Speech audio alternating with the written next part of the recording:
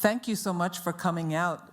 Good evening and welcome to St. Louis Lambert International Airport's Environmental Review Public Scoping Meeting. It's great to have you here this evening and we appreciate your interest in the project. My name is Lorna Godwin of Vector Communications and we are providing public engagement consulting for this project with WSP, who is leading the project, on behalf of the St. Louis Lambert International Airport. Some of you might have been here in May when we reviewed plans to update and improve the airport. Today's meeting is dedicated to reviewing the proposed projects that we talked about earlier, and for you to hear the environmental review process that the Federal Aviation Administration will be conducting. We want to hear your thoughts at this meeting about what we should be studying during the environmental review process. You can submit your feedback tonight. All of you should have gotten this comment form when you signed in at the top of the concourse. You can either fill out this comment form and drop it off in the common area in the back, or you can scan our QR code and submit your comments, but all comments are due by January 16th. During the presentation, you will hear remarks from Airport Director Rhonda Hom-Niebrugge, and then from John Von Wanzel and Marla Engel of WSP. And then we will have a Q&A. I'll bring the microphone around to you if you have any questions, and the group will be glad to answer them. So that's the agenda for our presentation, and now I'll turn it over to Rhonda.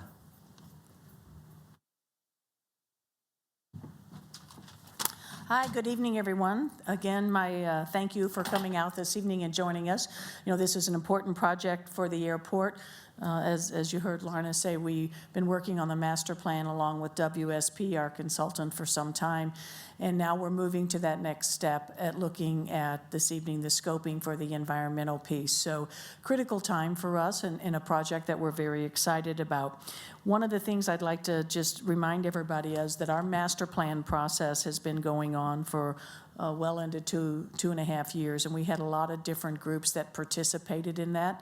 We had a technical advisory committee that was made up of about 40 individuals from our airlines, from regional partners here and neighboring communities. We've also had the Airport Commission involved. Obviously, we've had the FAA involved, our consultants, WSP. So we've had a large group of individuals involved in our master plan process over the last 2.5 years. And we did a public meeting earlier in May to really sort of talk to the public about what it was. The feedback has actually been overwhelmingly positive. So again, this second public meeting just on that next step of the scoping piece of the environmental.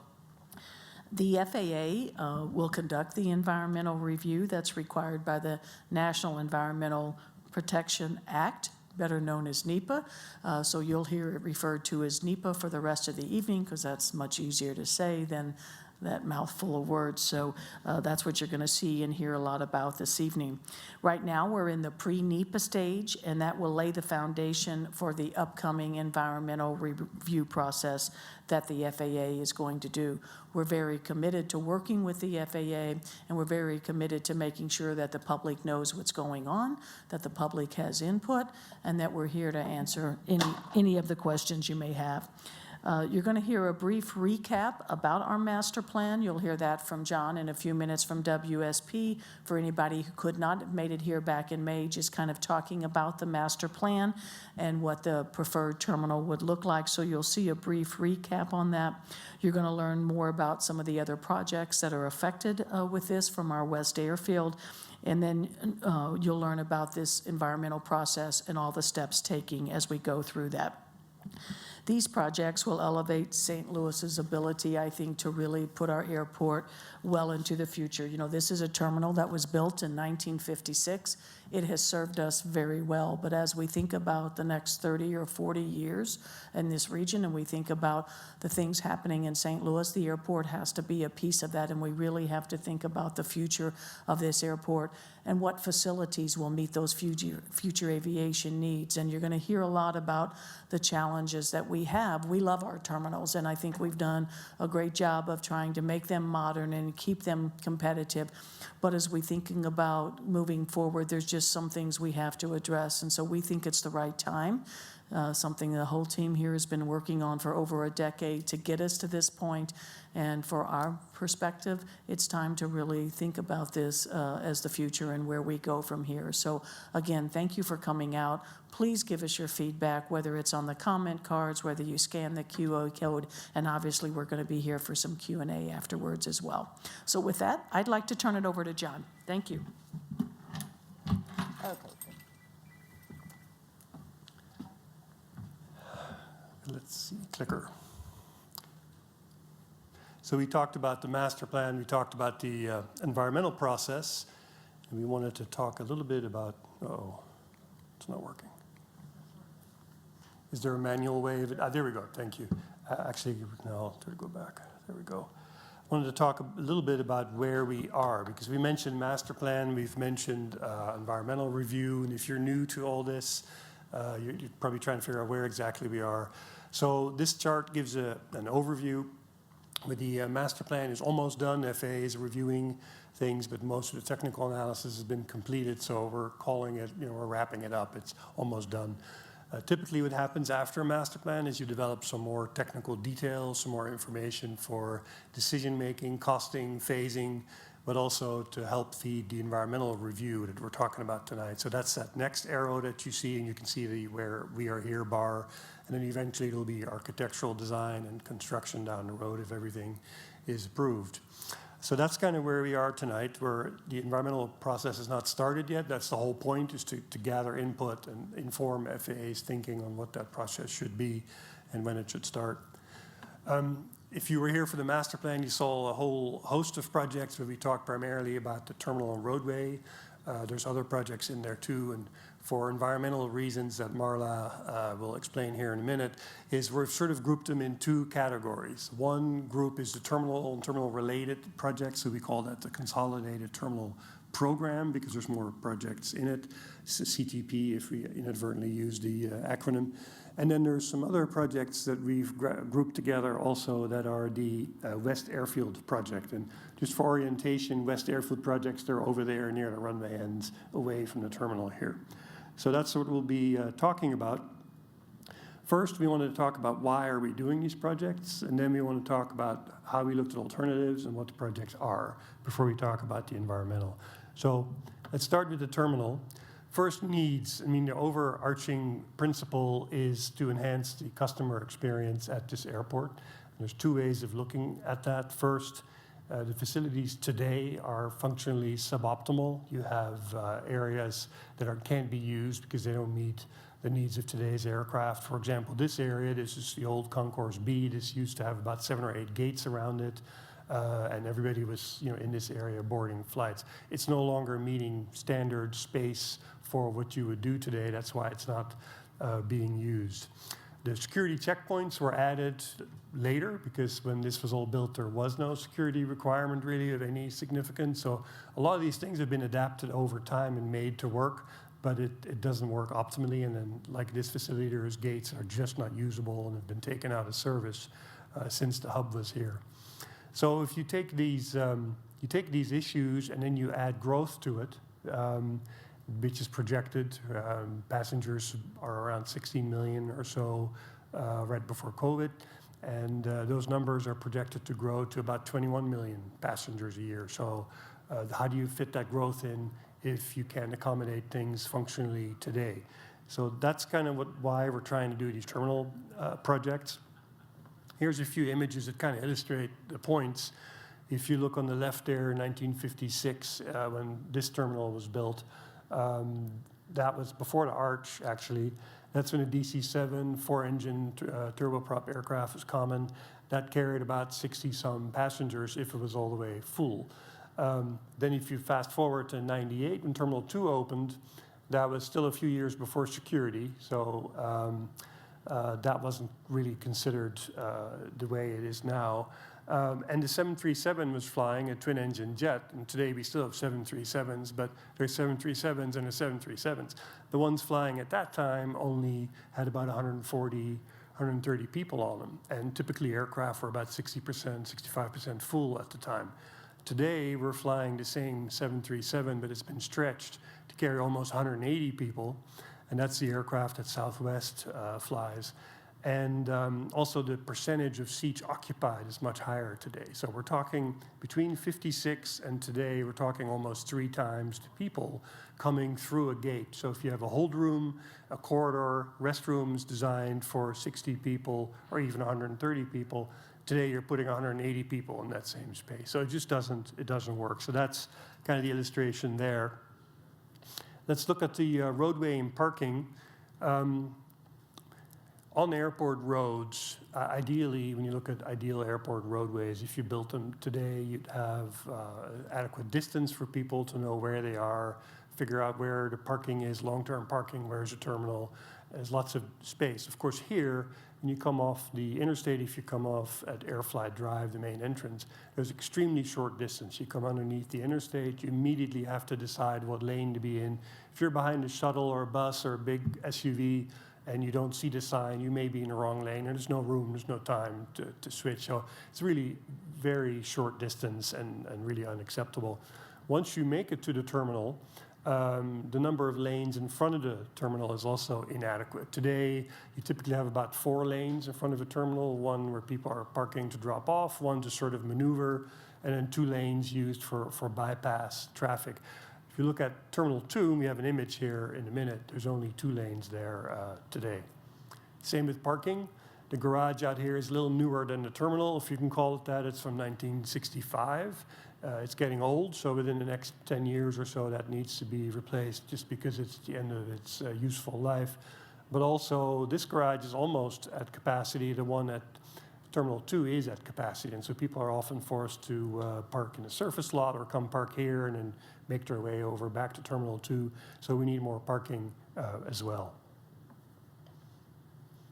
Here's an image that kind of illustrates what I was just saying. That's Terminal 2, and the yellow line shows you if you enter the lower level of Terminal 2, so pick up where bag claim is. There's those 2 lanes you can see when there's a big arrival push, like in the afternoons, a lot of people are arriving back afternoon, evening. It really backs up because there's just not enough capacity there for traffic. On the other end of that curb, where you would exit and go back onto the roadway system, that's that lower image, you can see once you come out of that area, you're back in bright daylight, and you literally have about 75 feet to make a decision. Same thing, if you missed a decision, you're going on the interstate in the wrong direction, or you're going to the other terminal, and you're kind of stuck on the road. So not at all ideal, and as you can see, that area is very tight, congested. There's an overhead structure there, not easy to actually make patches or easy fixes to the roadway system. I mentioned the West Airfield area. There's a couple of things going on there, and we'll talk about what the needs are that we're addressing there. So that area, again, it's out over there between the runway ends. The most notable thing is those pictures of the flood there. That's taken in July, but it's happened repeatedly that the equipment that's over there gets flooded out and is no longer usable. The equipment that's over there has also been changing over time. Airports around the country, and you see there's another modes of transportation too. The equipment's gotten more sophisticated and much bigger, and the buildings have not. Those buildings are decades old. There's not enough room in the campus for vehicles to maneuver. They don't fit in the buildings anymore, so you've got incredibly expensive machinery sitting outside in the weather when it's not flooding. So just a bad situation, and that needs to be relocated. It's been studied a couple times, and at this point, there's several issues we're looking at the same time to solve, and you'll see in a minute what the proposed solution is. So the other thing that's happening there is de-icing. Currently, de-icing happens sort of around the apron here, the green dots there on that exhibit. And we have a blown-up version of it over there if you can't see it on the slide. But that's where aircraft de-ice today. So that's in the winter, they're sprayed with fluid. They have a certain number of minutes and then get airborne, or they got to come back and do it again because of risk of icing. Today, it's done in a number of locations. That's not ideal. You'd like to, today, the industry sort of move toward doing a consolidated pad, so one bigger de-icing area close to the runway so you don't run out of time before the aircraft takes off. And also, it allows you to have better capturing facilities, or the pipes underneath that capture the water and the fluid. You try to separate that out and not have that go into the storm drain. So that's an issue today where the infrastructure is getting old, and that's not really ideal. So that's another problem we're trying to solve. And then the third issue over there is the taxiways. Like with highways, for example, where the procedures and the guidance is always being updated to enhance safety. FAA does the same thing. And FAA has updated its guidance on how to lay out taxiways to absolutely minimize the chance of somebody inadvertently taxiing onto a runway when they didn't mean to. You want to avoid that at all costs. So we've been looking at the taxiway layout around the airport, and in this area there's an issue that we could improve upon. So you take those three things, and that's really what we're trying to deal with: the maintenance, the de-icing, and the taxiway, all in that same area.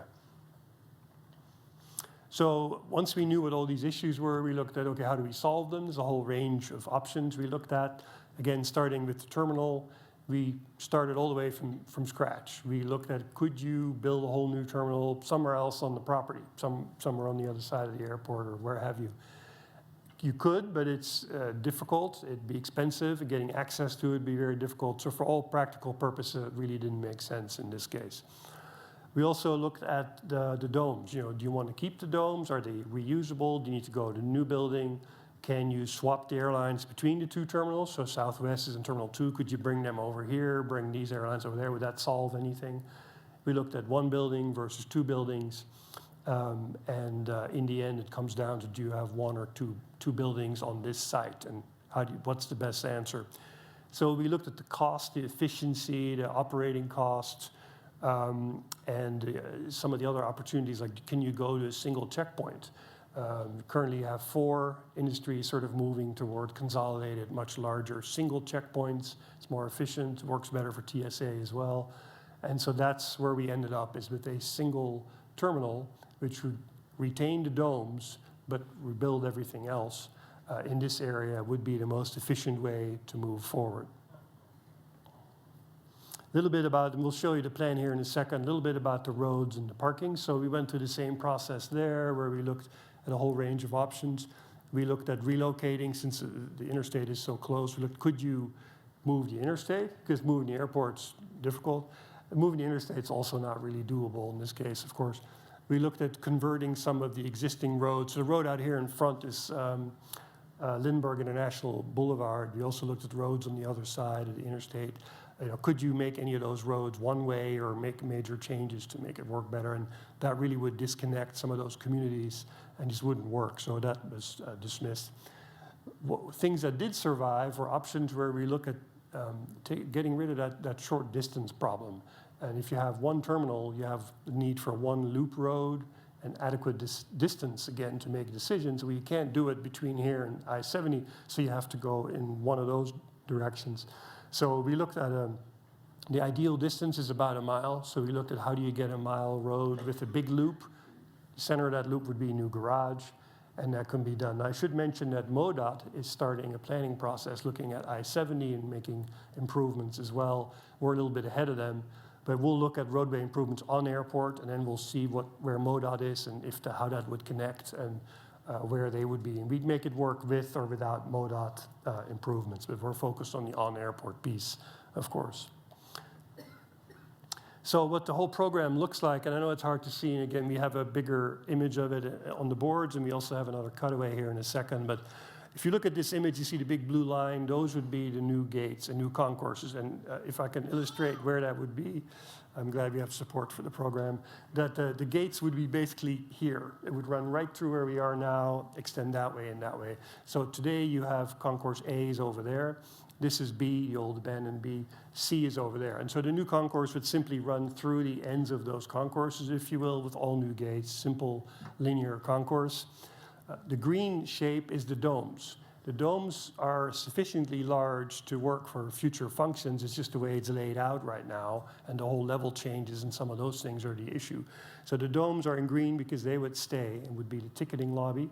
That little appendage there in the bright green is the Metrolink station, which would stay in effect. It's really nice to have train access to your airport. You see the loop road there with the larger garage. Customs would be in the lower level of this facility.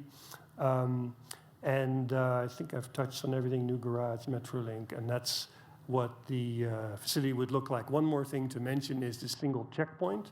So you'd come into the dome area, all the ticketing would be along the back wall. space would be opened up because you wouldn't have all that up and down anymore. You wouldn't need that. So it'd be open space. And you, after ticketing, you would walk straight through the back of the domes into security checkpoint, and then from that into the concourse. So no more level changes. You would just come out and go straight through. We have a cutaway of what that would look like here. So you see the green domes there. To the left is the gates. Again, that's that long concourse. In between the domes and that concourse is the single security checkpoint with many lanes. And then you see the dome stay.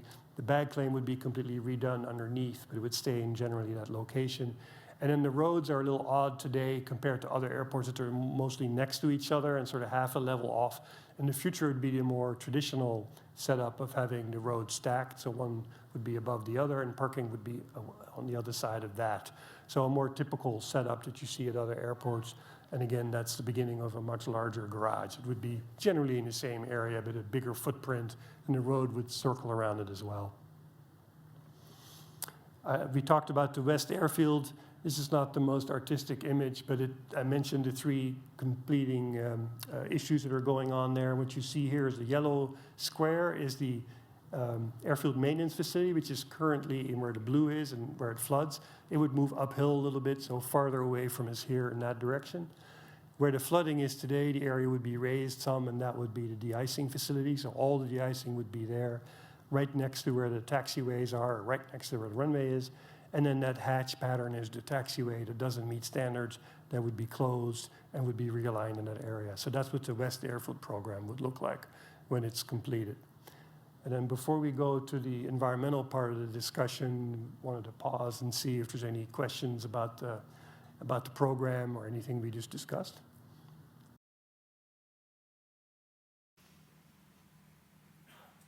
Any questions? The east terminal going away completely? Terminal 2? Yeah. It wouldn't be a passenger terminal anymore. It's a viable building, so the reuse of that needs to be sorted out still, but the garage and the building are in fine shape, and it'd be repurposed in some form. You're not gonna knock it down or anything? You're not gonna knock it down or anything? That's not the plan, no. Any other questions? Great, you explained it that well. Any questions?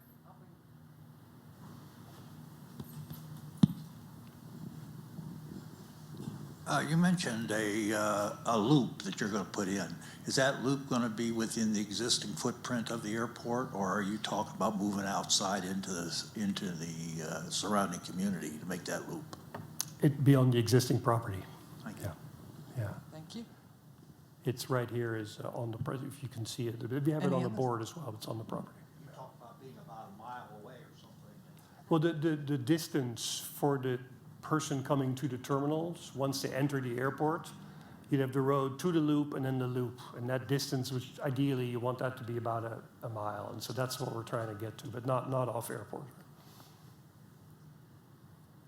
Any other questions?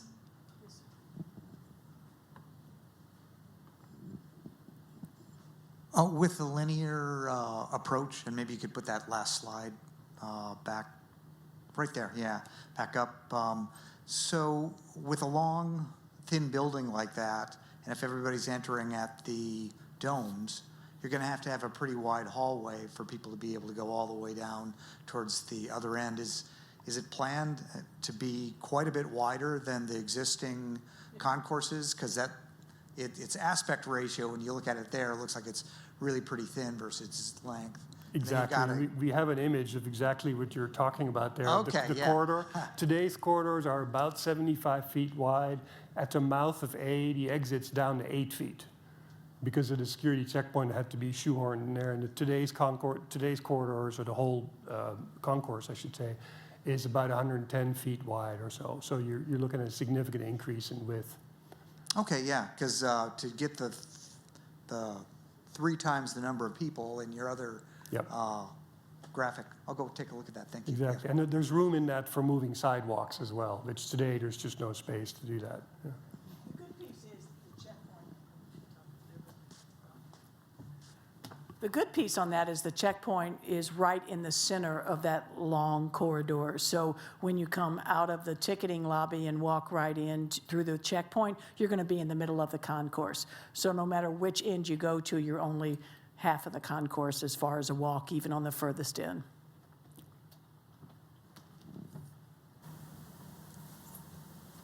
Am I correct, is the east terminal going away completely? Terminal 2? Yeah. It wouldn't be a passenger terminal anymore. It's a viable building, so the reuse of that needs to be sorted out still, but the garage and the building are in fine shape, and it'd be repurposed in some form. You're not gonna knock it down or anything? You're not gonna knock it down or anything? That's not the plan, no.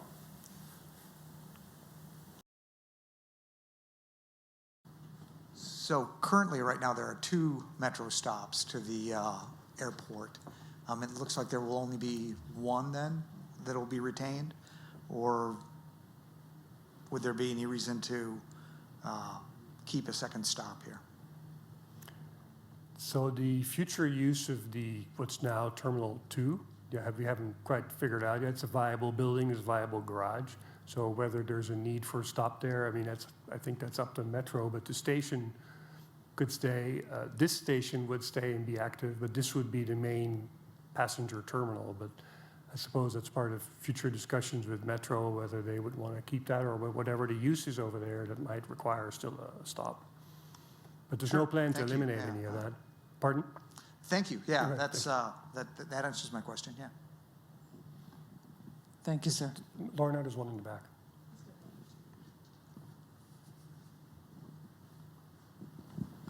So you don't have any plans for Terminal 2 at the moment. Do you have any idea what you might use it for, or is it just going to kind of sit around for now? Well, it's a viable building, so I think it'll go to good use. We haven't focused on that because we've been trying to focus on this part of the infrastructure, but there'll be a planning process to figure out what's the most useful function over there, but there's no plan to demo it or anything like that. Same with the garage. The last meeting I was here, I put in a suggestion to tunnel under the runway. I don't know if you've looked at that option or not, but you're planning on redoing the area kind of back at the corner of between the terminal and the highway and the metro. Theoretically, you could put a tunnel there and connect Terminal 2 and then maybe have that as a further extension. You could still have the security on the new concourse that you're planning and maybe an exit only on Terminal 2, which would then allow the Metrolink station to give some use still if it's there. Just an option, but anyhow, that's up to you guys. Interesting. I would encourage you to make sure you make that comment for the record as well. Okay.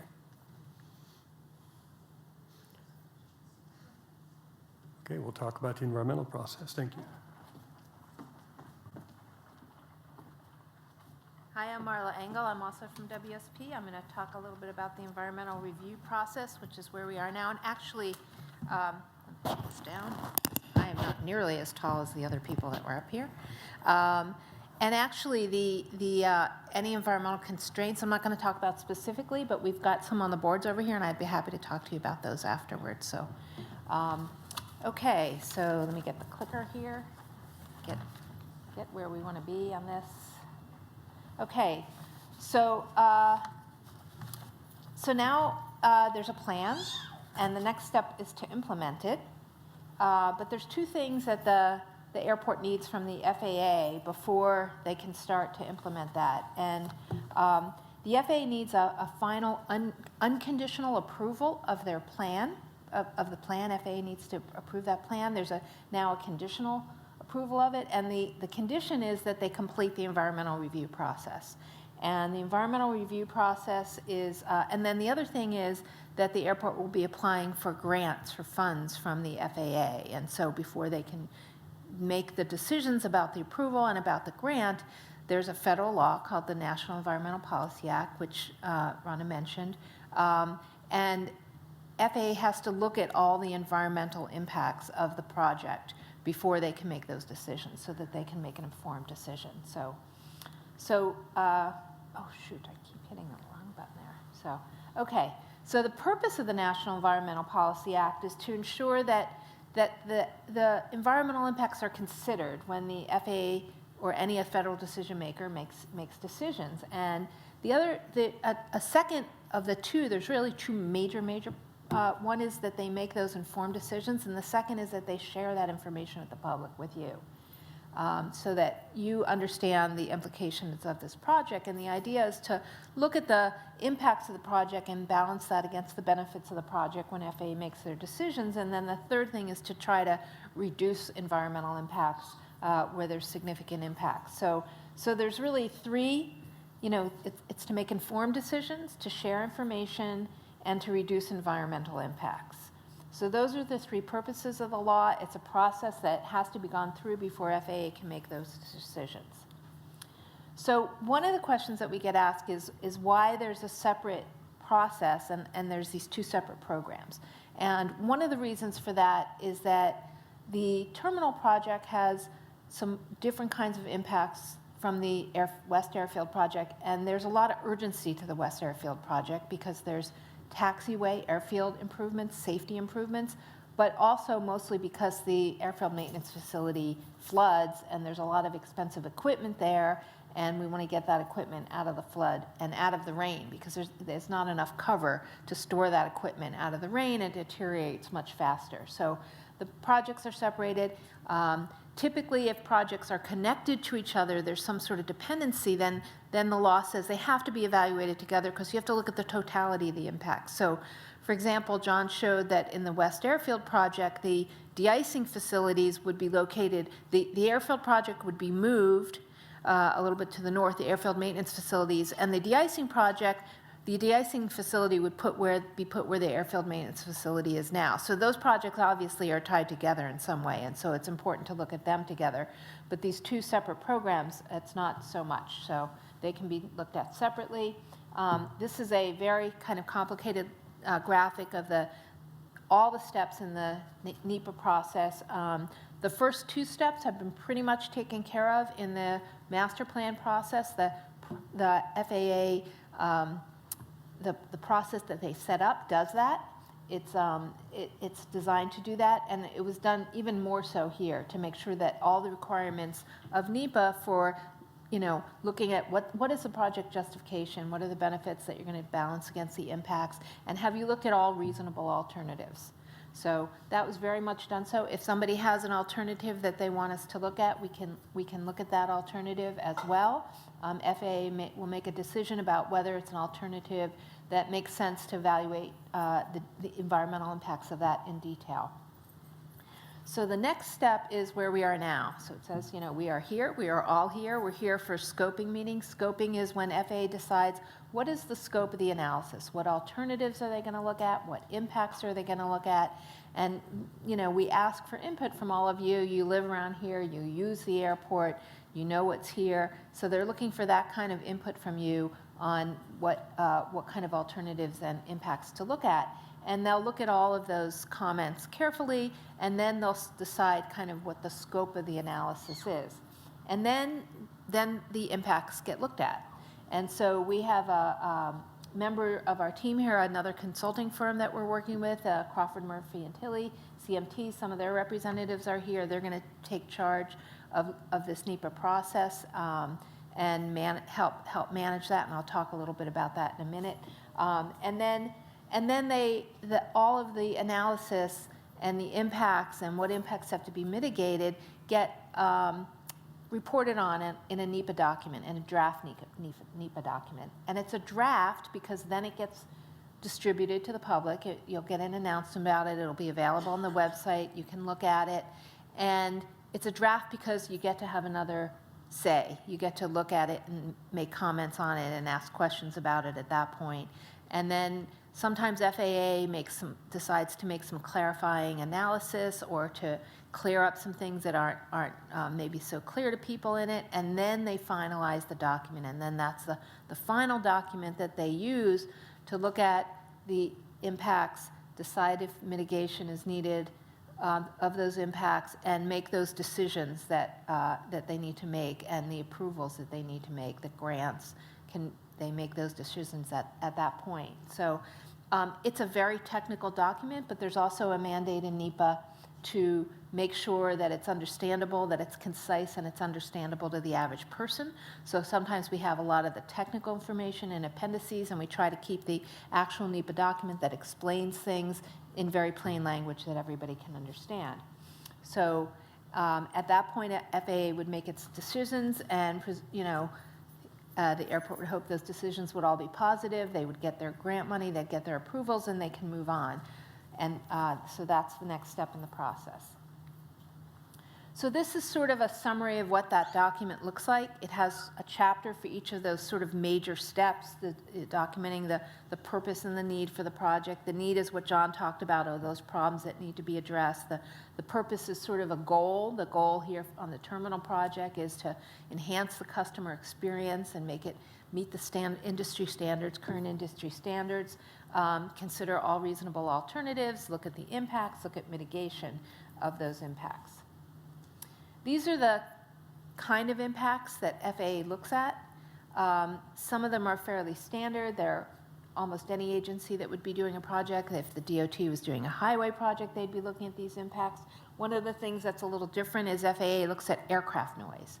So, and they look at aircraft noise. This project isn't going to cause any changes in the number of aircraft operations, but which runways they take off on may change based on how close they are in this proposed new terminal. And so we'll be looking at the noise impacts. And we have back in the far corner there, we have a figure that shows the 2015 noise impacts, and we can explain that to you. And we'll be looking at what happens in the future with that forecast that we talked about of the number of aircraft operations on the board over there.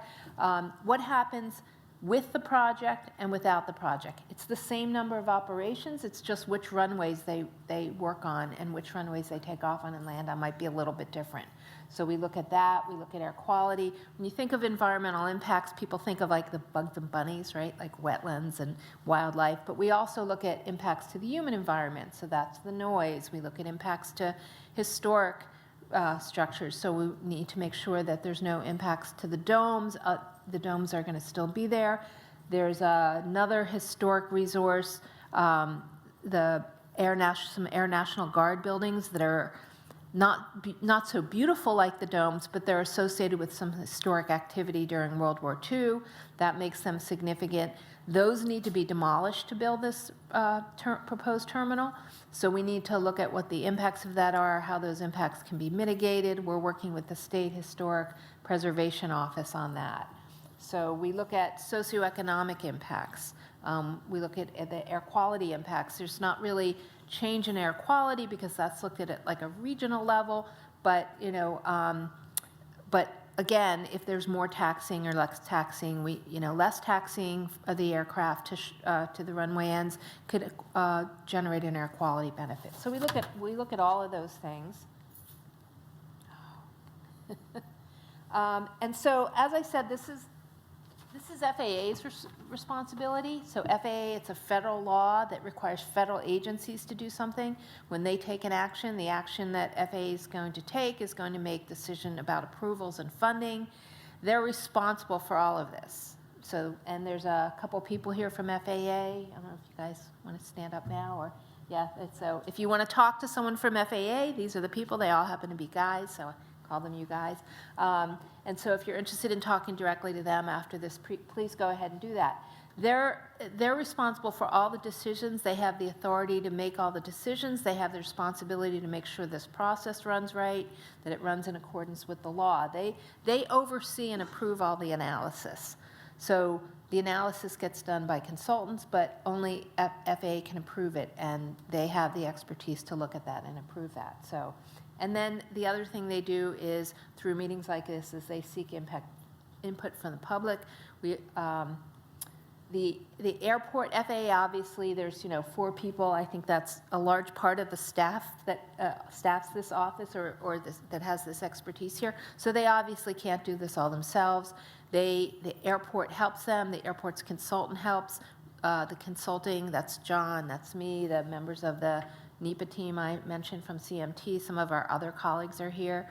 We have the team has experts in noise and air quality and wetlands and water quality and all those different areas that are that I said we look at, and then FAA has to approve all that analysis. The logistics of setting up meetings like this is something that we help with, but everything is reviewed and approved by FAA. And then there's there's two more parties to this process. One is you, the public.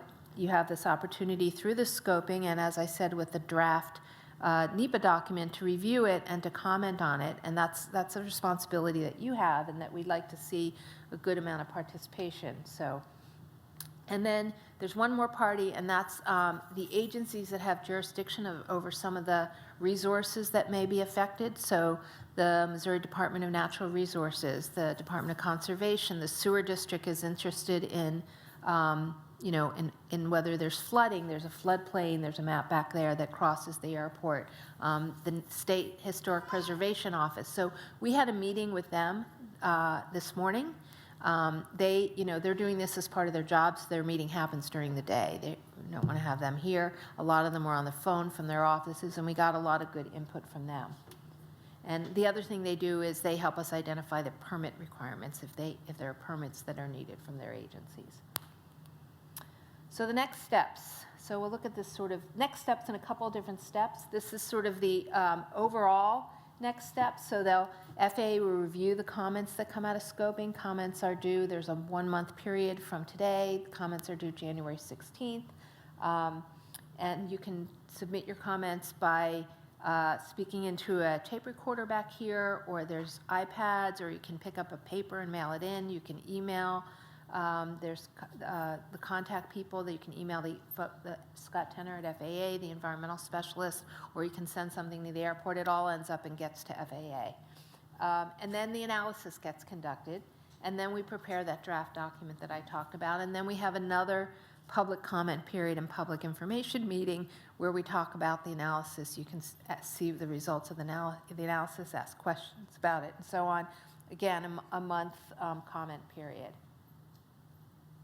But the very next step, the very next step is to let us know what you think. Is to, there's the comment station back in the corner here. If you talk to us at the boards, we don't really have any way to record that. So we, anything you tell us, we'd really like you to write down or send in or record, because that's the best way for us to make sure that we get all of your comments. So I think that wraps it up, and we're going to take your questions again if anybody has any other questions. Great. Any questions about the environmental review process?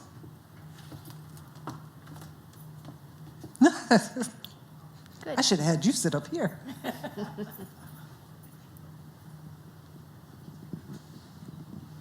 Is there any provision for accounting for sustainable aviation fuel efforts and carbon net reductions from the aviation industry into the footprint of this project? I guess, yeah. It's not a specific requirement. We do look at climate impacts, but it's not a specific requirement within NEPA. But I'll also let Ron answer. I think that's one of the things if we move forward with the project and we obviously put out an RFP for architectural design, that's when we really get into the details of what are the things that are going to be important and what are the things that we want to look at relative to goal setting within the terminal, and carbon footprint being one of those, or the types of things that we're going to be doing. I mean, we've obviously, the last 2 decades have really been working toward that green environment. We've done a lot of things to be able to enhance our footprint here in this region. And so that'll be a part of it, obviously, but a lot more of that would come as we get into architectural design and really understand what we're doing from a total perspective. Again, put anything you have suggestion-wise, please give us your comments. We're open to hearing those. I know there was a couple of questions at the last session as well, so. I have to think that getting rid of 60-year-old mechanical systems and all the extra space that's not being used is in itself a sustainability measure.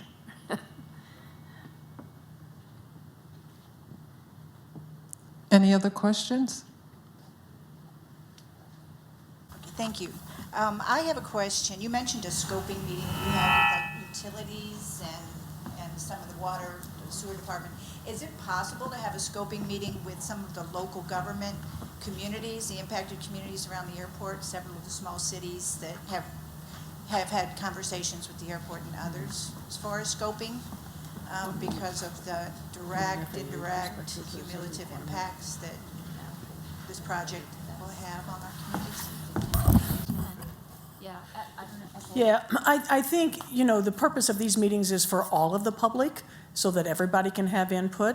You know, I think we would hope, just from a time perspective and being able to be open and upfront, that, you know, everybody hears the same thing and listens to the same thing. You know, we could ask the FAA that question as well. It's certainly not a requirement.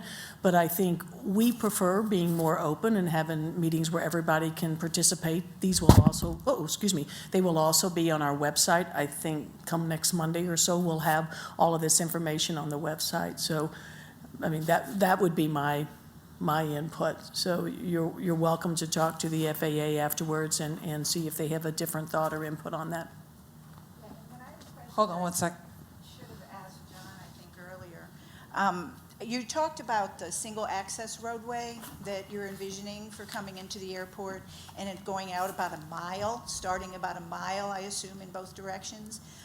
That obviously would eliminate access and you know, right in our community. But how would a traveler that doesn't want to use the highway, how would they access the airport? Yeah, so the mile is the ideal distance in airports that give people, you know, reduced distress. You're on the airport, one exit at a time, plenty of sight distance, decision distance. That's overall, so we're not talking about a mile in several directions. So you'd have a loop and a road feeding that loop, and that together would be about a mile is ideal. The details aren't sorted out, but we are aware that there are local communities that have access to the airport, of course, for business, for flying, for all kinds of purposes. And that's one of the reasons we eliminated those alternatives that were like reverse traffic flows on roads or make roads one way. We do not want to cut off, you know, connections to any community. And if we did, it'd be investigated in the environmental process. But we're aware of some of the existing and proposed roadway improvements in the area by other communities, and we're not going to disconnect any of that. So that's not what we're talking about. We're talking about making the flow on airport much more efficient and simpler for the traveler. I understand through the NEPA process, there's going to be lots of kind of sustainability connected issues that you're going to be looking at through that process. Is there any goals that will be embedded into that from a sustainability standpoint, maybe specifically lead expectations that will go into the building at the end of setting any of those criteria or certifications? Well, I think that would come with the It's architectural for design. more with the design, Yeah. yeah. Yeah, that would come as we get into architectural design. So if we move forward with the new terminal, obviously we would issue an RFP for architectural design. That too has a lengthy process, probably an 18-month window for that design, doing it in 30, 60, 90 sort of increments along the way. But that's where you would be setting specific goals as to what's the most important. So that would be part of the latter process as we move this forward.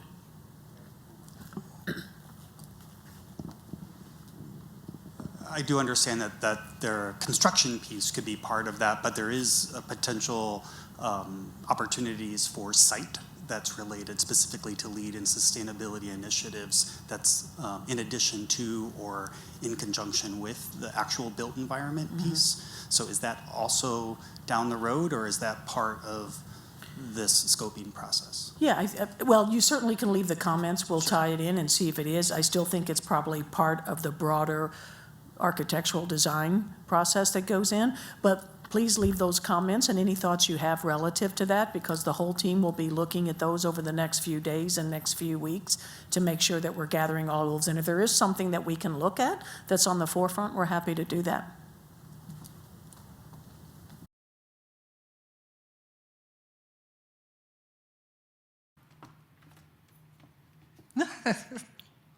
I should have had you sit up here.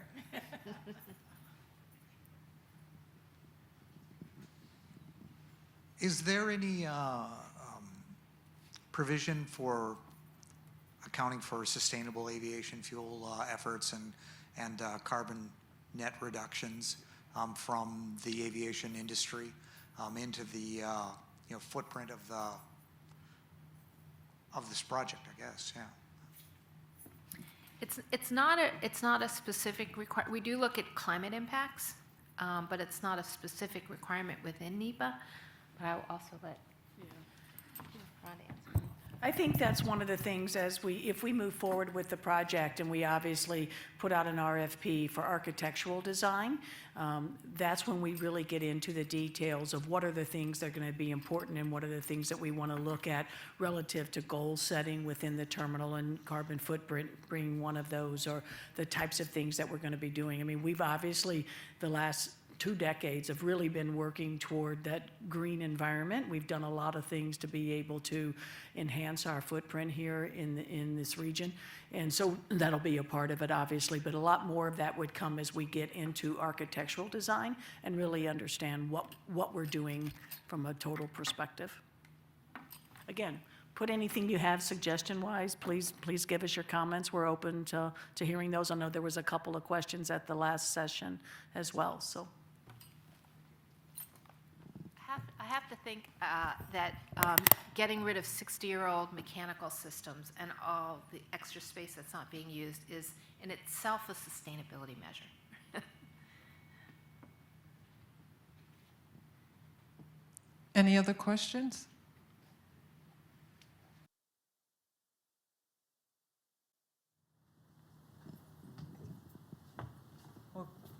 Well, great. Thank you for your participation this evening and for being here. The consulting team and airport staff will be at the boards to answer any questions as something comes up after you've had a few more minutes to digest what you heard. And as Marla said, we would love for you to fill out a comment form either tonight in the common area on your way out, or you can scan the QR code and send in your comments via online. You have until January 16th to send in your comments.